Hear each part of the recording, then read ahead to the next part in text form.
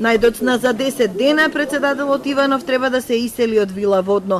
Председателската резиденција ќе се подготвува за новиот станар кој треба да биде избран на изборите в недела. Од кабинетот веќе побарале информација со колкав буџет ќе располага Иванов по завршувањето на мандатот, како и други детали поврзани со формирањето на новиот кабинет, но официјално барање не е доставено. Тој буџет е во висина од 8% од годишниот буџет предвиден за институцијата председател на Република Северна Македонија и дека во рамките на тој буџет треба да се поднесе барање до СОЗР, значи кабинетот на председателот треба да поднесе барање за деловни простории и така натаму и така натаму. До вчера вакво барање не е поднесено. Законот за правата на поранешниот председател, донесен 2004, му обезбедува на Иванов пензија од 100.000 денари месечно, колку што зема актуелниот шеф на државата.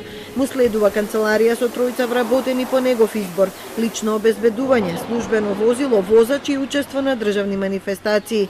Во случај на смрт по завршувањето на мандатот, пензијата во износ од 70% е наследува сопругата. Семејството на починатиот председател има право и на изградба на куќа и школување на децата. Ова право го користат Вилма Трајковска и двете деца на председателот Борис Трајковски, кој загина во последната година од својот мандат. Доживотни бенефиции има и неговиот наследник, екс-председателот Бранко Црвенковски. Стана пензионер со 47 години и има собствена канцеларија во близина на партиското седиште. Политички не е активен, а од прилика еднаш годишно ги соопштува своите ставови на посебната интернет страница.